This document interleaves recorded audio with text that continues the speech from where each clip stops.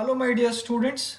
So today in this video we're going to solve the applied science section of an Diploma CET 2019 examination. So this applied science section is common to all the branch students. The same questions will be asked for all the branches. So the first question in applied science section is one of the basic unit in SI is, the right answer is option 4, that is ampere.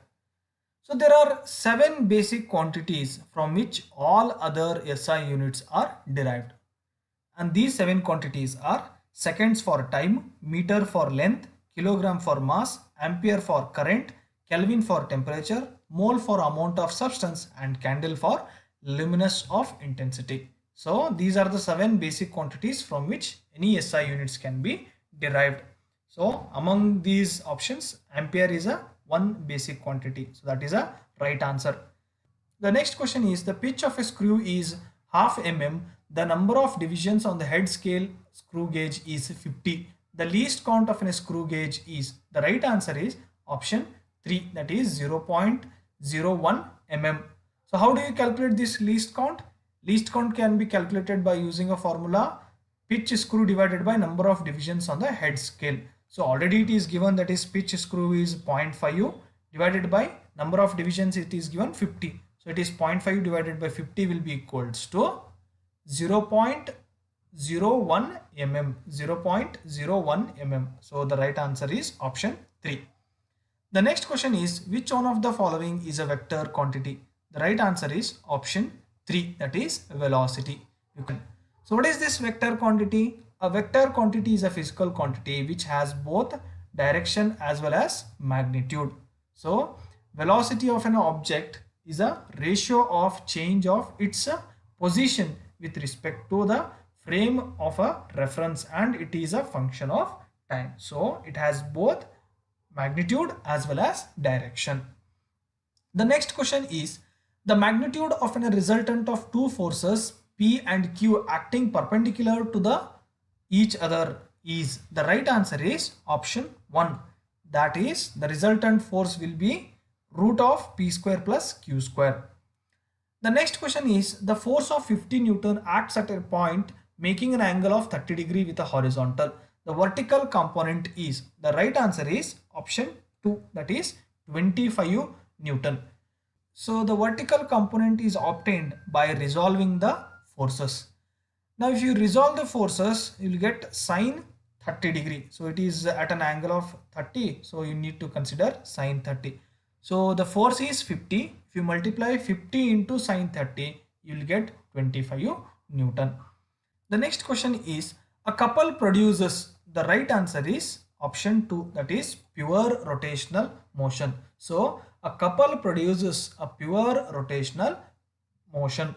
The next question is, the resultant of two like parallel forces acts in the direction of, the right answer is option 1. So the resultant of two like parallel forces always acts in the same direction of the two forces in which those two forces are acting in the same direction. The resultant force will be acting. The next question is, the reciprocal of bulk modulus of elasticity is, the right answer is option 1, that is compressibility. So what is this bulk modulus? The bulk modulus is given as the ratio of pressure applied to the corresponding relative decrease in a volume of a material. So the reciprocal of a bulk modulus will be compressibility. The next question is, a steel wire has a cross-sectional area of 0.05 meter square. If the maximum stress of a steel wire is 1000 Newton per meter square, the force is, the right answer is option 2, that is 50 Newton. So we know that the stress can be given as force divided by area. So already we have cross-sectional area and stress. If you cross multiply stress into area, you will get a force, that is 1000 into 0.05 meter square. So if you multiply that value, you will get a 50 Newton. The next question is, the pressure at a point on the surface of a liquid is, the right answer is option 3, that is 0.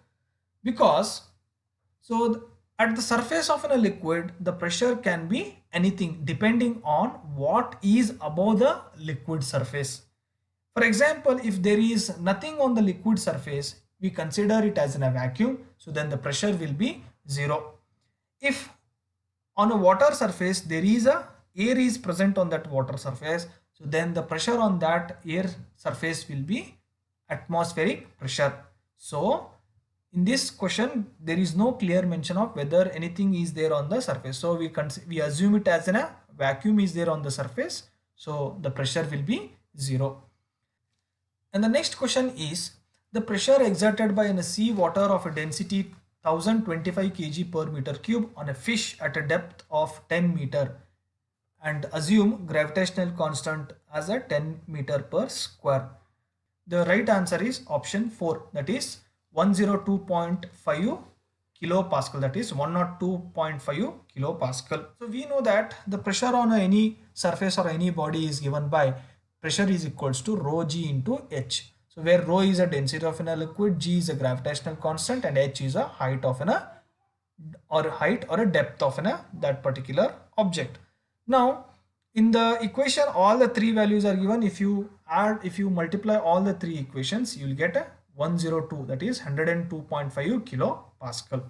The next question is a drop of a rain assumes a spherical shape due to, the right answer is option 3, that is surface tension. So what is this surface tension? Surface tension is a tendency of a liquid surface to shrink into the minimum surface area. So the rainwater or a raindrop will be assumed as a spherical shape due to the surface tension. The next question is the phenomena of rise or fall of a liquid in a capillary tube is, the right answer is option 2, that is capillarity. So the phenomena is called capillarity. So capillarity is a rise or depression of a liquid in a small passage such as a tube of a small cross-sectional area. So that is known as capillarity. And its SI unit is Newton per meter. So please keep that in mind.